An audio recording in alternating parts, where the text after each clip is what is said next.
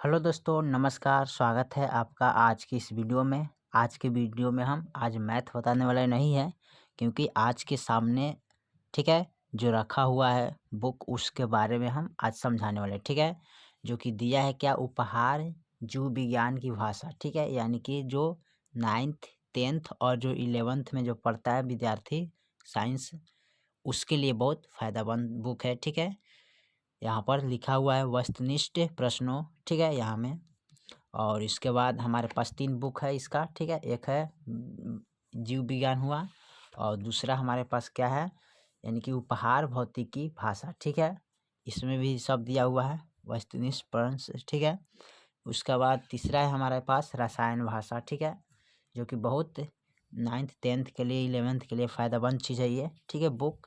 और तीनों के बारे में हम विषय सूची इसका बताते हैं। ठीक है, तो अगर हम बात किया जाए तो यहाँ पर बायोलॉजी का बात करते हैं, इसका विषय सूची। ठीक है, तो इसका जो लेखक है सब यहाँ पर लिखा हुआ है। ठीक है,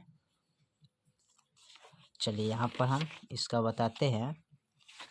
विषय सूची में आते हैं तो देख लीजिए विषय सूची में क्या क्या बताया है। जो बायोलॉजी लेता है 10th में हुआ, सॉरी जो 10th में पढ़ा है 9th में भी पढ़ रहा है बायोलॉजी। ठीक है, और 11th में जो पढ़े ना, खास करके ज़्यादा 11th के लिए बहुत फ़ायदेमंद चीज़ होता है, और 10th के भी लिए बहुत ज़रूरी होता है, जो कि बायोलॉजी आगे में है लेकिन ना पढ़ता है। ठीक है, तो यहाँ पर देखिए, यहाँ पर फर्स्ट में दिया है, इसका फर्स्ट चैप्टर है मूलभूत अवधारणाएँ। ठीक है, जीवधारियों के लिए लक्षण। ठीक है, कोशिका विज्ञान। ठीक है, जीवधारियों का वर्गीकरण, विषाणु। ठीक है, मोनेरा मोनेरा जगत। ठीक है, प्रोटिस्टा जगत। ठीक है, ये सब दिया हुआ है।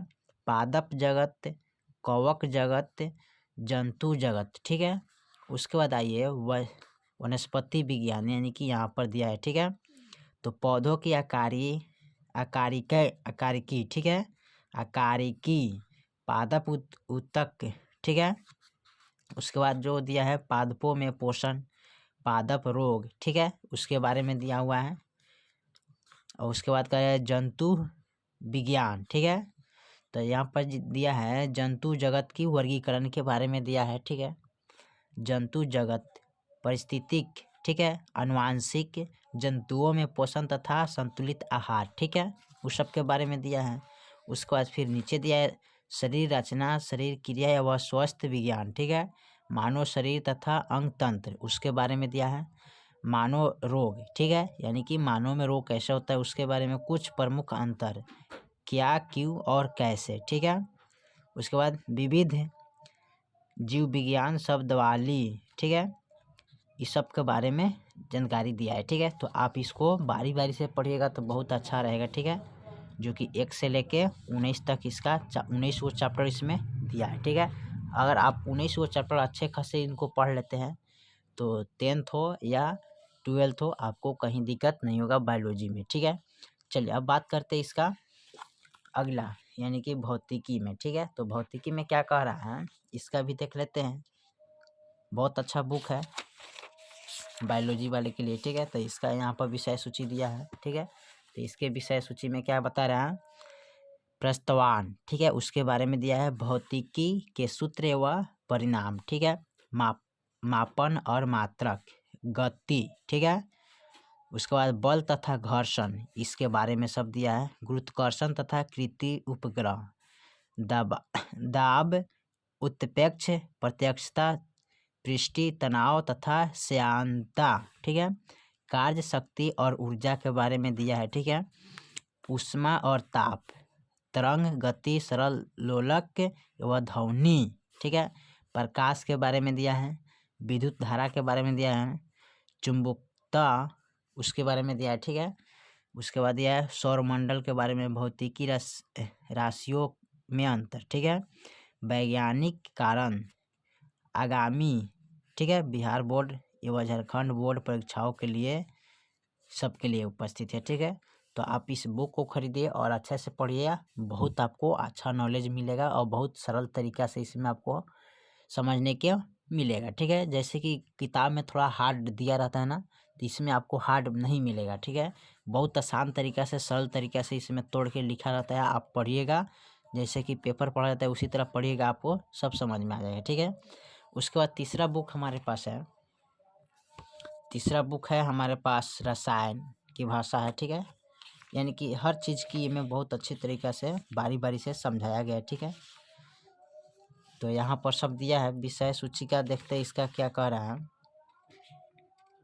तो यहाँ पर दिया है विषय सूची, ठीक है, यहाँ से यहाँ तक, ठीक है। सबका बारे में दिया है बारी बारी से, ठीक है। और उसमें एक और चीज़ दिया है, ठीक है। यहाँ पर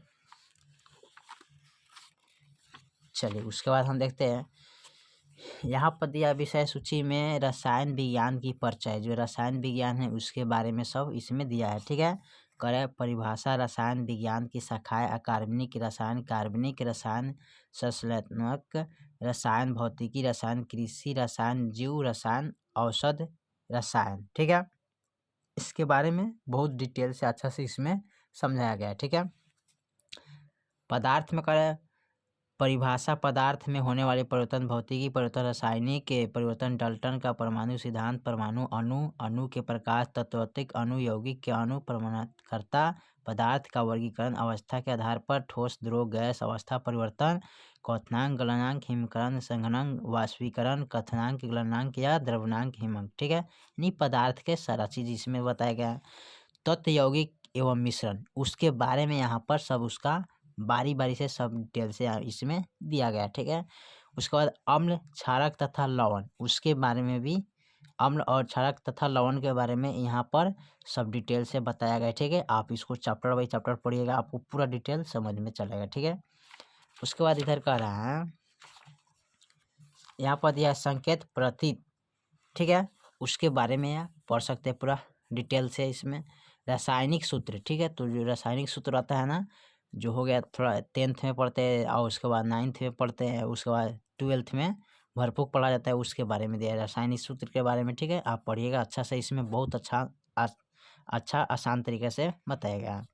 उसके बाद का रासायनिक समीकरण भी दिया है। तो यहाँ पर देखिए रासायनिक समीकरण का पूरा अच्छा से इसमें हल किया होगा, इसका चैप्टर जब पढ़िएगा तो इसमें सब दिया हुआ है, ठीक है। उसके बाद यहाँ पर कह रहा है समीकरण को संतुलित करने की आंशिक समीकरण विधि, ठीक है, तो उसके बारे में भी अच्छा से बताया गया है, ठीक है। फिर उसके बाद यहाँ दिया है आयनिक समीकरण, उसका बारे में भी बताया गया है। ऑक्सीकरण, अवकरण, अभिक्रिया, उसके बारे में भी डिटेल से इसमें बताया गया है। ऑक्सीकरण, अवकरण, अभिक्रियाओं का संतुलन, ठीक है, तो उसके बारे में भी पूरा डिटेल इसमें समझाया गया है, ठीक है। उसके बाद यहाँ लास्ट चैप्टर है ऑक्सीकरण, अवकरण, अभिक्रिया को संतुलित करने की आयन इलेक्ट्रॉन विधि, ठीक है, उसके बारे में दिया, ठीक है। और यहाँ पर 13 नंबर आत्म परीक्षण, यानी कि इसमें थोड़ा कुछ ऑब्जेक्टिव दिया होगा, ठीक है।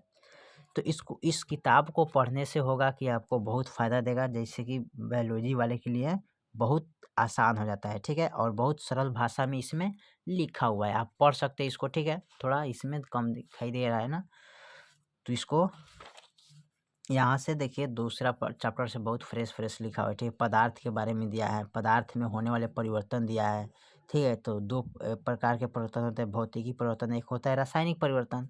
भौतिकी परिवर्तन ऐसा परिवर्तन जिसके फलस्वरूप पदार्थ के सिर्फ भौतिक गुणों में परिवर्तन होता है और कोई अन्य पदार्थ नहीं बना तथा पदार्थ पुनः अपनी पूर्ण अवस्था को प्राप्त कर सकता है, उसे भौतिकी परिवर्तन कहते हैं। जैसे पानी से बर्फ का बनना, पानी का वाष्पीकरण, यदि ये सब होता है ना, ये सब भौतिकी है, ठीक है। रासायनिक परिवर्तन के बारे में भी इसमें दिया है, आप पूरा डिटेल से इसको पढ़ सकते हैं, बहुत आसान तरीका दिया है, ठीक है। तो बायोलॉजी वाले के लिए खास करके बहुत ज़रूरी चीज़ है, हम इसका कोई प्रचार नहीं कर रहे हैं, यानी कि इसको हम बता रहे हैं कि ये स्टूडेंट के लिए बहुत फ़ायदेमंद बुक सब है, ठीक है। इसको पढ़िएगा तो आपको पूरा नॉलेज हार्ड मिल जाएगा इसी से, ठीक है।